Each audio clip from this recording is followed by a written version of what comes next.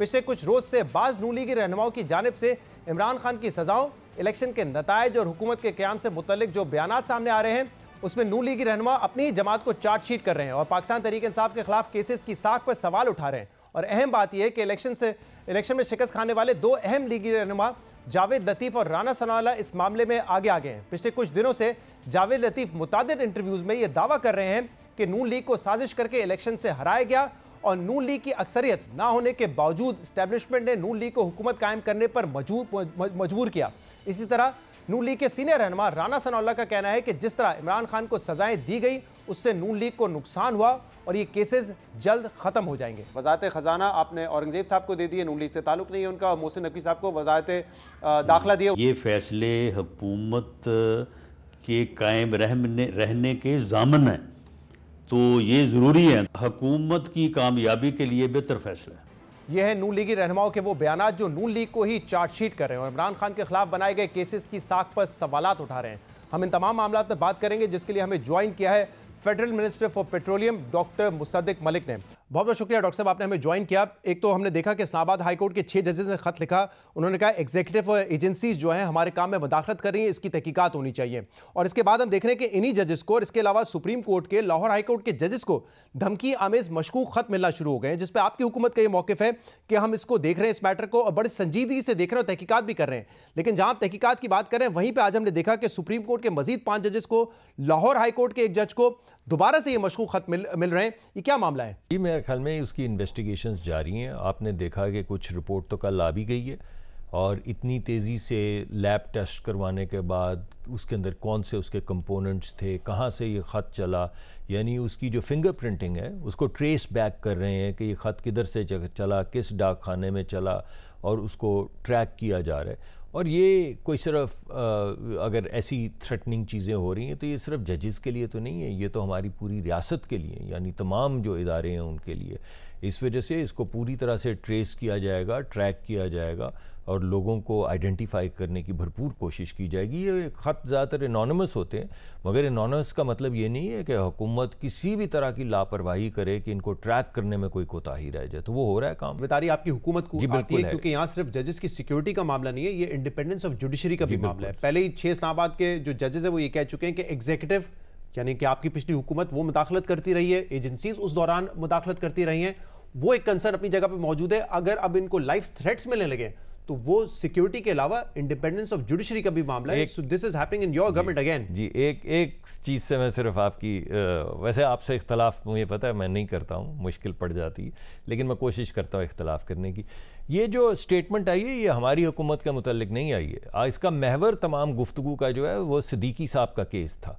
आपको याद होगा कि ये तमाम स्पेस जो खुली है जिसमें जजेस ने ये शिकायत सामने लाई हैं, वो स्पेस खुली है सिद्दीकी साहब के मामले के फैसला आने के बाद। सिद्दीकी साहब का जब तमाम मामला हुआ है उस वक्त हमारी हुकूमत नहीं थी। खैर उस वक्त भी 2017 में आप ही की हुकूमत थी जब सिद्दीकी साहब ये लेकर आए थे और उस वक्त ये मामला सुप्रीम जुडिशियल काउंसिल में गया था, इनको बरतरफ किया गया था, उस वक्त भी आपकी हुकूमत ही थी। चलिए मान लें, मगर आप उस वक्त you were on the receiving end.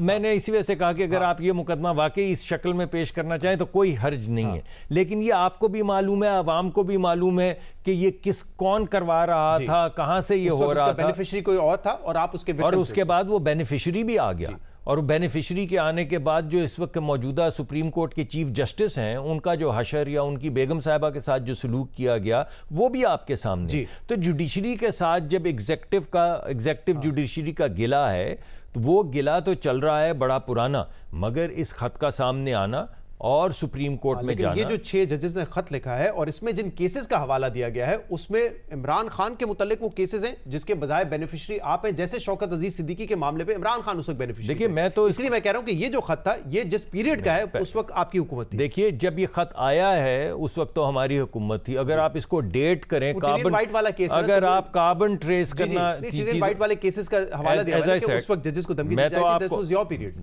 And I am not going to support it और defend it. Why would I कोई भी चीज नहीं, पहले मेरी बात भी मुझे भी मौका दीजिए ना। मैं आपको कह रहा हूं कि आप सिलेक्टिव कार्बन ट्रेसिंग कर रहे हैं, that's all I am saying.